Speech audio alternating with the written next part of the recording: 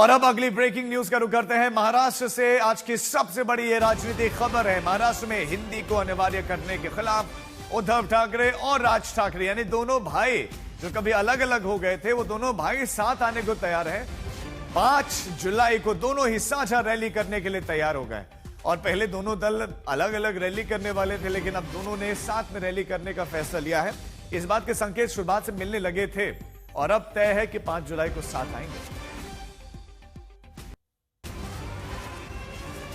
ये स्कूली बच्चों के ऊपर एक बोझ है, ये एकेडमिक विषय भी है, ये भाषा का विषय भी है और भी कुछ है।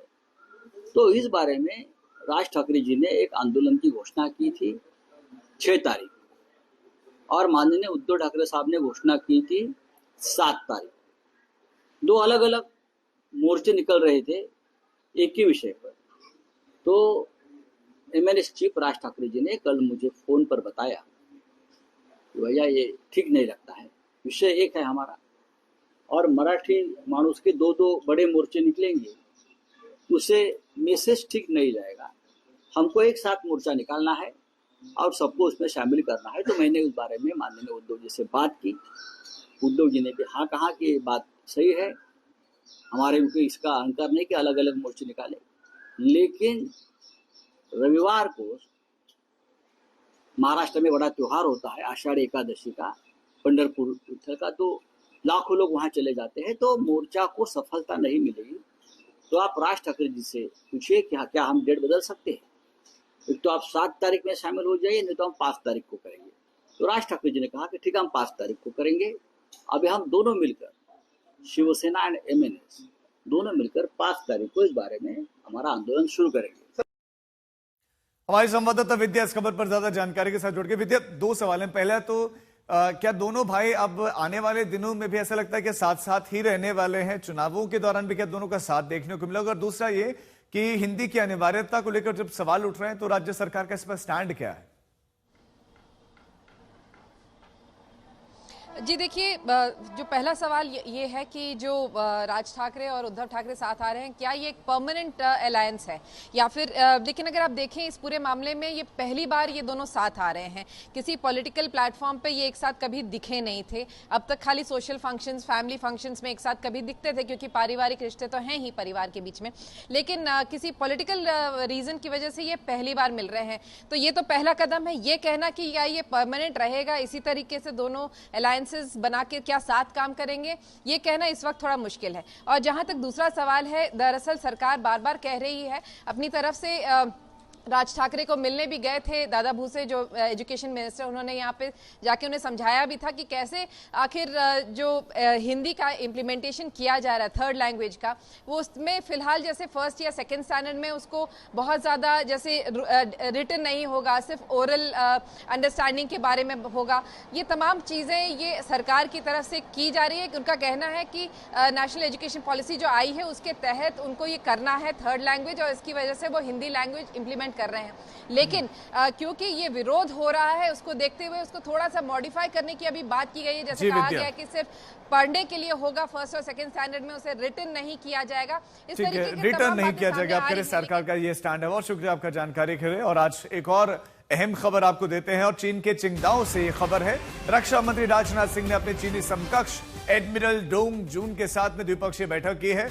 रक्षा मंत्री राजनाथ सिंह ने शंघाई कोऑपरेशन ऑर्गेनाइजेशन के सम्मेलन में शामिल होने वो चिंगदाओ में है। दोनों नेताओं ने मुलाकात की, जो कि बहुत अहम है। ये मुलाकात ऐसे समय में हुई जब राजनाथ सिंह ने एससीओ में रक्षा मंत्रियों की बैठक में जो घोषणा पत्र आतंकवाद का जिसमें जिक्र नहीं था, उस पर दस्तखत करने से मना कर दिया था और दोनों के बीच में मुलाकात हुई है।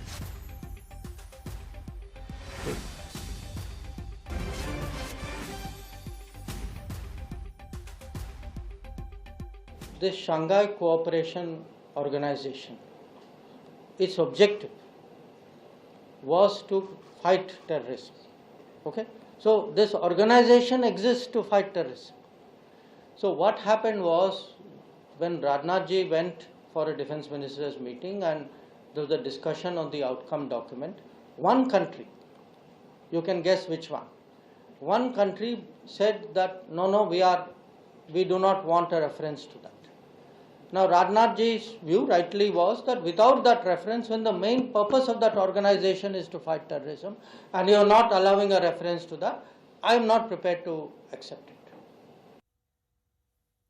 तो विदेश मंत्री एस जयशंकर जिस एक देश का जिक्र करें वो देश कोई और नहीं बल्कि वो आतंक को बढ़ाने वाला देश है यानी कि पाकिस्तान है, क्योंकि ख्वाजा आसिफ भी उसमें मौजूद थे। हमारे साथ हमारे सहयोगी प्रणय उपाध्याय भी जुड़ गए हैं। प्रणय, अब रक्षा मंत्री राजनाथ सिंह की और चीनी रक्षा मंत्री के बीच में जो है चीन के जो नुमाइंदे उनके बीच में बैठक हुई, क्या कुछ उनके साथ बातचीत हुई है? देखिए राजीव, द्विपक्षीय मुलाकात भी हुई रक्षा मंत्री राजनाथ सिंह की, और ये गलवान के बाद पहला मौका था जब चीन की जमीन के ऊपर भारत और चीन के रक्षा मंत्रियों की मुलाकात हुई। और इस मुलाकात को इस लिहाज से महत्वपूर्ण माना जा सकता है क्योंकि ऑपरेशन सिंदूर जिस समय चल रहा है उस समय ये मुलाकात हुई है। भारत की तरफ से दो महत्वपूर्ण चीजें चीन के साथ कही गई इस चर्चा के अंदर। पहला ये कि आतंकवाद के मुद्दे के ऊपर भारत की नीति क्या है, और ऑपरेशन सिंदूर अब भारत की नई नीति है। आतंकवाद अगर पाकिस्तान की तरफ से प्रायोजित किया जाता है तो उसका जवाब दिया जाएगा, और उसका जवाब जिस तरीके से ऑपरेशन सिंदूर में मिला उसी तरीके से जवाब दिया जाएगा। साथ ही भारत की तरफ से चीन को यह भी कहा गया कि भारत और चीन के संबंधों में जितने भी विवाद हैं या जितने भी मसले हैं उसके अंदर नई जटिलताएं नहीं जोड़ी जानी चाहिए। यह बयान इसलिए महत्वपूर्ण हो जाता है राजीव क्योंकि जिस तरीके से हमने देखा कि चीन ने मदद दी पाकिस्तान को, यह एक नई कॉम्प्लेक्सिटी को ऐड करता है। जिस तरीके से चीन जो है वो पाकिस्तान के अंदर चाहे CPEC हो या जो चीन या पाकिस्तान की सैन्य मदद हो, ये तमाम चीजें जो कर रहा है ये भारत और चीन के रिश्तों में नई जटिलता ऐड करता है। साथ ही एक और बड़ी महत्वपूर्ण बात रक्षा मंत्री राजनाथ सिंह की तरफ से चीन के रक्षा मंत्री डोंग जुन को कही गई, जिसके अंदर उन्होंने साफ किया कि भारत और चीन के संबंधों को साधने के लिए, उनमें बेहतरी लाने के लिए जो प्रक्रिया है वो 4 चरणों के अंदर होनी चाहिए, या कम से कम 4 पॉइंट जो फॉर्मूला है वो उन्होंने दिया, जिसमें डी एस्केलेशन भी है, जिसमें डिसएंगेजमेंट भी है। आप नजर बना रखिए।